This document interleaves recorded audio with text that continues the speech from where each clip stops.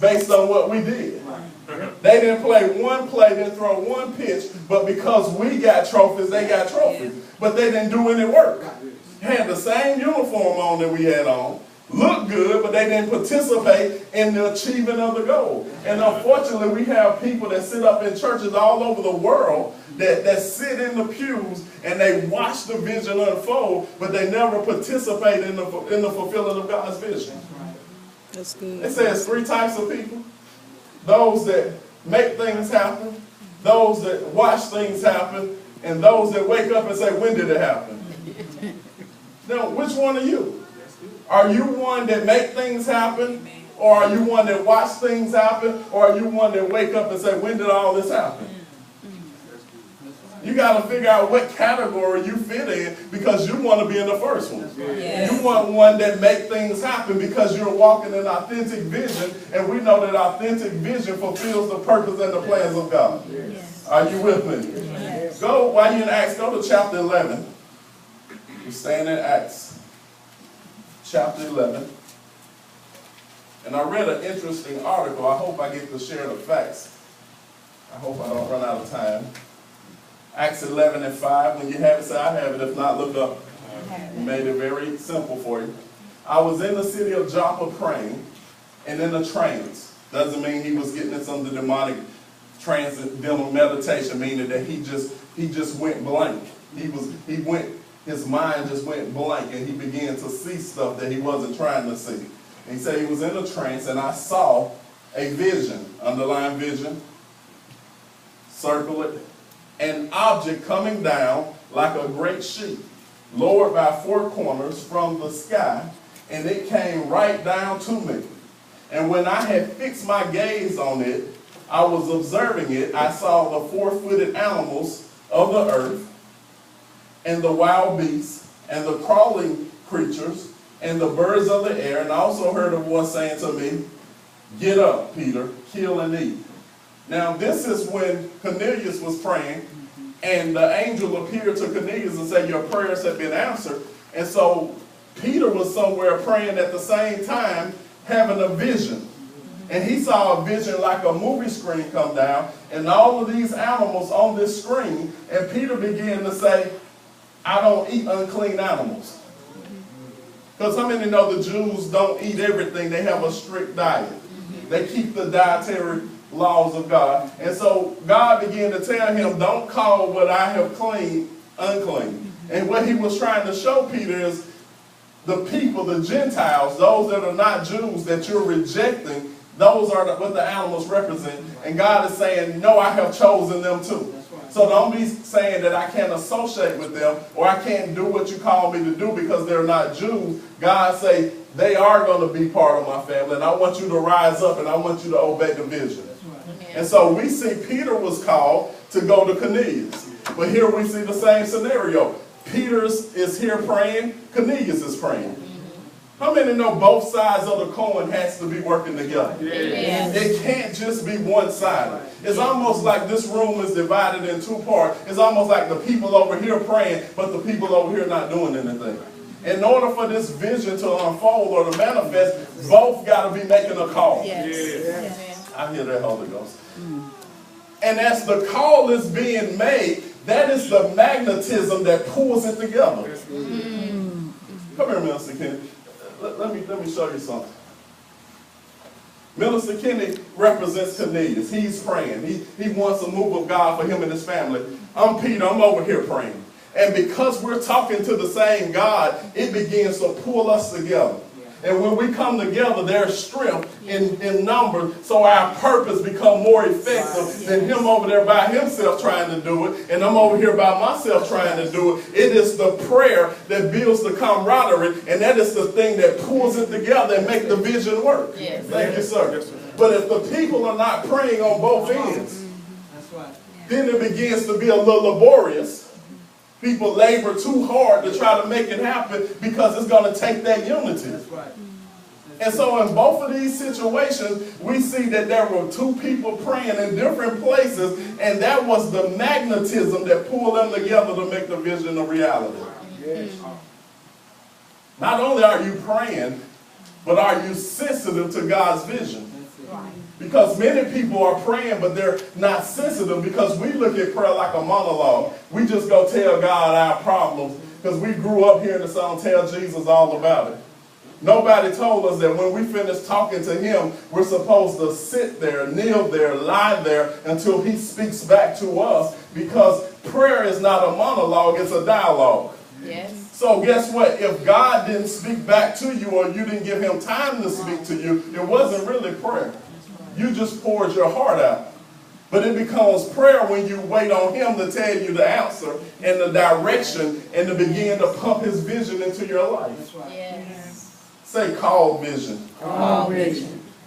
While you're in Acts, go over to chapter 16. Are y'all getting this? Yes. Am I making it simple enough for you? Yes.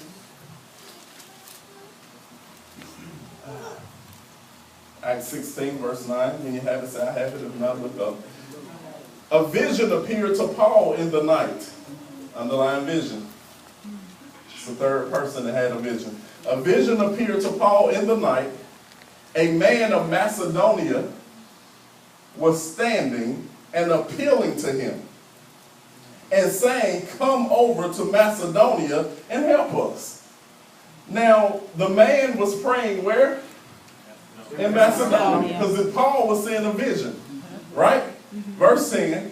When he had seen the vision, immediately we sought to go into Macedonia, concluding that God had called us to preach the gospel to them. So putting out to the sea from Troas, we ran a straight course to Samothrace, and on that day following Neapolis, and from there to Philippi, which is the leading city of the district of Macedonia, a Roman colony, and we were staying in the city for some days. So Paul was getting ready to go somewhere else. His journey was getting ready to take him somewhere else, but because he was in prayer and he saw a vision of a man in Macedonia saying, come over here and help us. We're doing the work, but we need some help. So Paul changed his course and began to sail toward the vision. Are y'all getting this? Yes. He changed his course where he wanted to go and where he was going, and his course began to lead him to the vision. What are you trying to say? The vision will dictate where you go. Yes. The vision will dictate what you do. Some people trying to just fake it till they make it, doing what they want to do. The vision determines where you're going. Yes. The vision determines what you're doing. Yes. The vision determines what church you associate with. Yes. Not just because they got good music. Yes. Not just because they feed the hungry. The vision determines where you end up sitting, because you have a part to play in the vision. Yes. Are y'all getting Yes. this? Yes.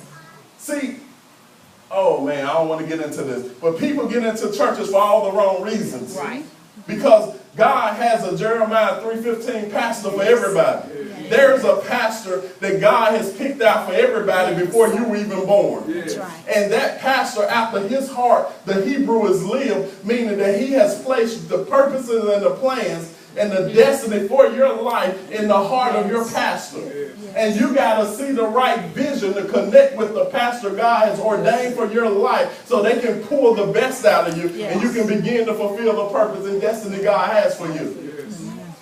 People hook up with churches because they're big, because they're doing all this stuff, and that's no more your pastor than the man that picked you up at the bus stop. Because God has already woven your destiny, and it's already waiting on you when you're born, and God has put the blueprint for your destiny in the heart of a person that will begin to minister and rebuke to the purpose and destiny be fulfilled in your life that God has for your life. Yes. That's good. Say, vision calling me. Vision calling me. Let me give you 3 things that God spoke to me yesterday.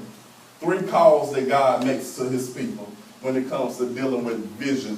3 calls that God makes to his people. Are you ready? The first one, he calls them out.